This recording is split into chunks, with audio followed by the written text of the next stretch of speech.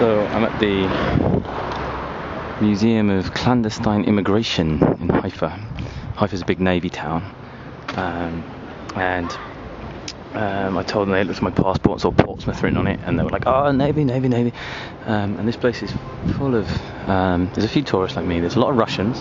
Haifa's very popular with Russians. There's a massive Russian population even. There's a lot of navy personnel here. Some very attractive navy personnel. And also a lot of Orthodox Jews, and I think it's a massive place to come here for some people and see a large part of their history. Particularly the clandestine immigration was happening in the face of the British White Paper, which was published after the Second World War to try and limit immigration to Palestine by Jewish refugees. Principally, they've got some extracts from that white paper here, and that's principally because of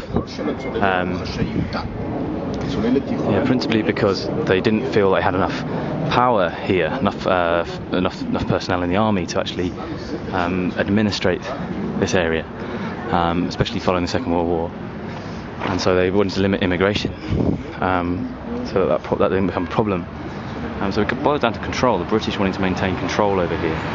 So it was too expensive in order to administer everyone fully, and so they limited immigration. The clandestine immigration movement were the Haganah, which I have yet to work out what that actually means.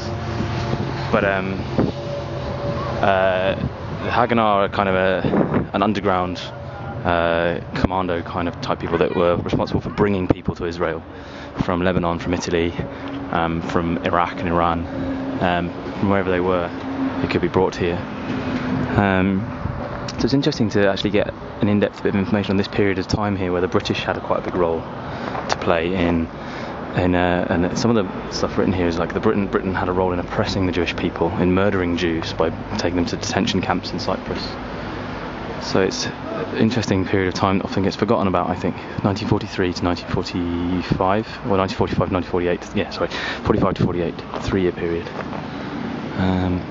So I'm going to try and find out some more. I should also probably add that, to my last video, that the British are seen as changing their tune here.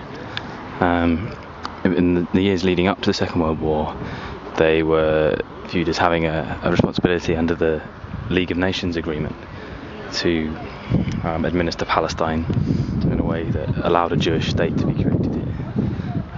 But that actually, as the Second World War bubbled into existence, the British realised that they needed the Arabs on their side in order to fight any possible war in North Africa.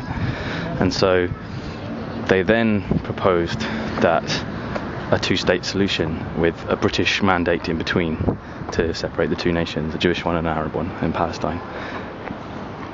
It's widely regarded that the Arabs rejected this offer, and that whilst the Jewish people were willing to talk about this as a solution. So the proposal of a two-state solution here dates all the way back to the British mandate here.